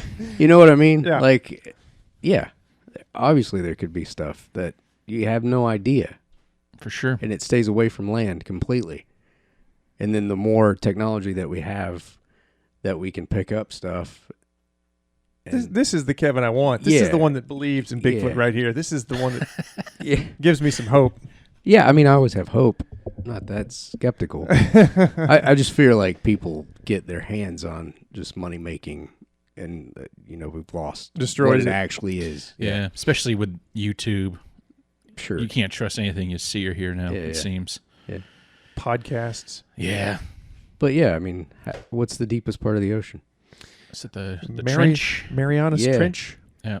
How deep does that go? 7 miles? 7 or 8 miles? 7 or 8 miles. Yeah. 36,000 feet, I think. Somewhere in that neighborhood. Crazy. That's James crazy. Cameron went down there. Yep. All by himself. Imagine that. Yeah, so I just, what could have possibly, if it weren't What could have possibly... ice, Like a whale-type creature? bigger Dinosaur? than a whale. But, yeah, I mean, a big whale. that's what we're talking about now. A big whale. A Loch Ness A Loch type. Ness, a sea Yeah, fearing supposedly. A big fin. big fin. Big fin. Yeah. Something died. You feel like Out there there. could be things like that out there in the deep ocean still. I'm sure there is. What about like Good. about like the mega shark, Megalodon. megalodon? Really? Who knows? Yeah. We're confident that the megalodon may still be out there? No, I'm not confident. Oh. I'm just saying. Could. That's a big shark. It's Yeah. Only thing massive. It's a big shark. I've been reading about that because I was thinking about what if it's still alive, Then they said there would be, let me try that again. There'd be teeth littering the ocean floor, like white teeth. All we've seen is like, Big giant white teeth just littering the floor. but all we've seen is this fossilized black ones. So it's like, I mean, just because one shark throws its teeth away doesn't mean a big shark would throw its teeth away. it's true. Yeah. Right? This is what we needed. I mean, they don't. That other perspective that Doesn't mean just because something does it doesn't mean thought- that something would do the same thing as Right. this one, even though they're similar. he may hang on to his teeth. They may hang on to his teeth for a long time just think because there's- of that. I think there's a river in I don't understand that. South Carolina. You can dive there and get them. Go down in that river. Megalodon teeth. Yeah. But these are like fossilized. ancient. Yeah. They don't need those teeth anymore. No. But what if they needed them? But you can go get them. And they're giant. do they they're the have size of dinner plates, too. They're do huge. they have a jaw with all the teeth structures in them from Megalodon? Mm-hmm. So they've seen them actually. I guess they must have, right? If that's I one would of the. say if somebody made that claim. Yeah. That'd be the first thing I would think of. If I'm not seeing that, maybe that's not what they do. Yeah, I mean, it's but the crazy, rate though. at which a shark loses its teeth is astronomical, really, comparatively to. Golly, look at that thing. Yeah, they could easily looking at a picture of the chomp Megalodon. that great white in half. Yeah. Just swallow it whole. Swallow it whole. You think Quint could handle that one? That boat's gone. I've The got whole thing. kind of a Quint look going now. Yes, you do. It's fitting that I see should that. end up looking like Quint in my later years. Yeah, you should. With a stash and some sideburns. Yeah, the thing about the Megalodon, he's got black eyes, like a doll's eyes. Yeah, we did that last episode. That same quote. We got to do that every episode from now on. Oh, no. But I did it. Anyway. So. You know, I was going to watch Captain Ron before coming on here. Oh. I didn't. You should have. I Let's should watch have. it right now. Yeah, let's do it. But you did used to work with gorillas, though, right? I did, yes. Well, probably my favorite animal. Really? Yeah, probably my favorite animal. I was trying to set myself up for, or set you up for gorilla. Oh, gorilla. Go. Huge difference. Captain Ron. Yes, Done that. I know. I was trying to. I know thought that, you were going to say something like, I have a very good question about You know gorillas what? that I was going to ask you. And yeah. Let me tell you this. I actually was do. ready for it. I was talking to my brother today about this, and asked him any questions. He had some guy there. He used to work at the Nashville Zoo, and he was talking to some guy about Harambe, that whole incident and all that. Mm-hmm. And they were talking about, the guy was talking about gorillas and eye contact, and that it's one of the most important things if you ever are face to face with a gorilla. You stare him down. You're not supposed to. I remember when I went in there that time, you told me to not look him in the eye. Yeah, I remember that. Yeah, you don't want to. You don't really want to stare anything down. I mean, that's Oh, yeah, threat. but yeah. He did tell me that when I went in there. I went behind the scenes with him when he was with the zoo with the gorillas. And you just basically take a sort of submissive stance with things and just kind of... Yeah, I mean, you're kind of... Because you kick my ass. It's very odd. So people ask me all the time about, like my interactions with dogs. Sometimes dogs, when I worked at vet clinic, I don't take the approach that they're mean. I take the approach that they're scared. yeah. But, so I don't have a fear coming off of me. Like, there's no fear. Like, I understand that something could happen and I could get hurt, but I'm not scared. Like, and I don't know how to teach that to anybody or explain that. So it's kind of like a confidence, but not in a confidence that you would think from a human. Like, it's completely different. Like, most people think confidence is what you see people do. Like, and that's all false to me. Like, when you see it with people interacting and whatever, it's all just kind of a game. Ego. Yeah. So that's what people think of confidence. When you say you got to have a little bit of confidence. So I never really say that when people are around animals. Like, it's like, I know something could happen, but I'm going to assume it's not. And just kind of chill. Like, you just got to be kind of chill. And they pick up on that. They can pick up on it, and they're like, oh, nothing's going to happen. I'm good. But if you make a wrong move or something, obviously you got to, there's mistakes been made. I've been bit. I don't even know how many times. Bit, scratched, slapped. By gorillas? Not by gorillas. Oh, okay. But just animals in general. Okay, I got you. I've never been hurt by a gorilla. No. When I saw you, and I've got pictures of you just right next to the cage with a gorilla. Yeah. You're passing stuff through and just Oh, yeah. Yeah, like absolutely. handing each other stuff. You ever been in, like, just free contact with a gorilla? No, that's not allowed. Okay. That's a no-no. Yeah, it's not allowed. Would I do it? Yeah. But they were just I handing probably stuff would, yeah. back to each other. He was just handing stuff to this dude Yeah. through the thing. Like I got pictures of him where they're just, like Like, here's this. Do you want this? And he's Right. like, yeah, I want that. Here, you can have that. Yeah, Like, absolutely. this is crazy. Wow. Yeah. That is crazy. Yeah, they're super smart, super cool animals. They're my favorite animal, I would say. Like, So, out like- of all the animals in the whole animal kingdom, like gorilla, if anybody asks me, it's gorilla. Completely. It's what Yeah. people should be. Yeah. It's exactly what people should be. So It's funny too. I've just got to interject. So you know how like people are closely related to chimps or whatever, Mhm. and that whole thing. So chimpanzees. This is going to be. I'm going to talk about testicles. Okay. That's what I'm going to talk about. And it's interesting to me that chimpanzees have large testicles, and they flash them. Like, they will actually stand up and flash them. Like, they shake them like they're big, huge, in your face all the time, right? So they're hanging out of the body. Gorillas don't. Like, you wouldn't even know that that's a male. Like, it's completely gone. Like, you can't see Like they're actually not yeah. there. I mean, if they sit like this, you wouldn't even know it. Like, it's not. I mean, they're there, but the hair covers it. I got you. But the thing is they don't need it. Right. Like, they don't use that. Like, that's not their thing. Like, just them being there, Bravado. yeah, is just enough. So, it's This is a foreign concept of the quite human interesting. It's not. attitude. Don't they hang them on the back of trucks and stuff? I mean, it's so the fun. gorilla side of things? Yeah, is a they foreign don't. concept. Like, that that's that nothing. attitude doesn't exist. Yeah, it's not a thing to them. It's not a thing. I Yeah, mean, you get to it's work with them like this, and you get to see. intimate details. Yeah, and you Yeah. know that's what I'm saying. It's like most people are. They don't give a oblivious shit. Nobody to cares any about of that. Yeah, yeah, and me here and now. This is what it is. So Yeah, goofy monkey dumb. right So there. when you see like a kid fall into the thing and a gorilla's there, would you be scared? I mean, obviously it's scary. It's a but scary situation.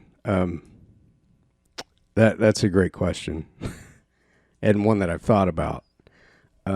I don't know what the details are from that zoo, and what transpired between keepers and upper management. right. Like, I don't know what the conversation was. I feel like it could have been avoided. for sure. I think it could have. I think with a little bit of thought and a little bit of patience. I mean, you don't have a lot of patience because there's a child involved. Mm-hmm. That had a Kevin Hunt there. Well, I wouldn't say that. I would. See, I don't know if there was a Kevin Hunt there, and There were wasn't. like, you can't do this. Like, this, we're just gonna take. Let this me just gorilla get in out. there. Right, a guy that Yeah. would like, no. And Just I don't know if I would just jump because it was just a moat. You It's would. just a moat. you would have. You could have just jumped in there and even just distracted or picked up the kid and taken him. Like, what's going to happen? The gorilla's going to get freaked out. You may get punched. But the kid could have got out and the gorilla had still been alive. I mean, from the Yeah. video that I saw of that, he was being super gentle with the I mean, he was freaked out because he's like, this isn't supposed to be in here. yeah. A little bit. Like, he's a little freaked out. A little scared. Why are you in here? What is this? Yeah. I mean, he knows what it is, but it's not supposed to be in there. Yeah, his space. Yeah, this is my space. Why are you here? So he doesn't know what to do, how to respond to it. Am I supposed to, feel threatened, or am I supposed to, like, what am I supposed to do? Especially adolescent male or a younger male, Mm-hmm. the concept's not there. If it would have been a female, an older male, a more mature male, More chill. might would have just been like, everybody leave him alone. I mean, there was a situation where that happened. There's been others, yeah. Yeah, where a kid fell in and the male just walked over and it's like, leave him alone. Like, that type of thing. I mean, the funny thing about gorilla groups is, like, if you're working them and bringing them in from their exhibit, nobody moves until the male moves. And he just does it, he just gets up and everybody else just gets up and follows him in. He makes the not a big decision. deal. Yeah, you'll have chimps, try to move them and somebody's going to be a jerk. They're just going to be like, I'm not coming in today. And, I mean, it's so night and day. It's so crazy. It's Were gorillas in the wild, were they considered myth and legend at some point? But when I think so, but I don't know. the specifics of that I don't know story? the specifics of that story. I know that the images that were sketched or etched were horrendous. Like it's gorilla-like, but it's kind of like Harry and the Hendersons. Yeah. Remember that? Yeah, when it they changes drew the the picture of the... I wanted fangs. Yeah, it's kind of the same thing. Yeah. So when you go back and tell these people, you don't want them to be like, well, that's no big deal. That's, you want them to be like, I fought a beast, or I saw a beast, or I whatever. Yeah. And people still kind of have that concept of, a gorilla, and they're nothing. They're nothing like that. Yeah. I don't fear them at all. But that's interesting that the gorillas were kind of looked at like that at some point in time. Yeah. In the deepest, most unexplored parts of the Congo, yeah, they had where no you idea. don't want to go now. Right. Yeah. Myth and legend, though. Right. They there's these giants. Yeah, just like Bigfoot. Just like Bigfoot. And 20 years There from it now, is. who That's where I knows? was going. Full circle. Somebody we might encroach on their habitat. So it may just Eventually dwindle we will. down to something that they're just in our backyard. Right. What are we going to do? What are you going to do? Well, I got a question that I think everybody wants to know. Based on your experience with chimps and gorillas, you have both a chimp, gorilla, prime of their lives, and they go at it. Who's going to win? A chimp. Really? Yeah. Unless a gorilla gets the upper hand. I would have said the gorilla. Yeah. Most people would. Just Wow. because of their sheer size. And Yeah. Just because of their sheer meanness. violence and and love of conflict and just They're more human. I'm painting a picture of a beast when I Yeah, talk yeah. about chimps, but they're not really. I don't want to get that impression that they're like a monster. They're not. But when it comes to fighting, chimps are good. They know what they're doing. They're real good. They're Yeah. real good. Damn. Yeah, I mean it'd be like Bruce Lee and just some big Dude. WWE wrestler. I mean, Okay, who's yeah, gonna I win? gotcha. Yeah. You know what I mean? I mean, Bruce Lee's gonna take that guy. Yeah. Wow. Well, I was not expecting that.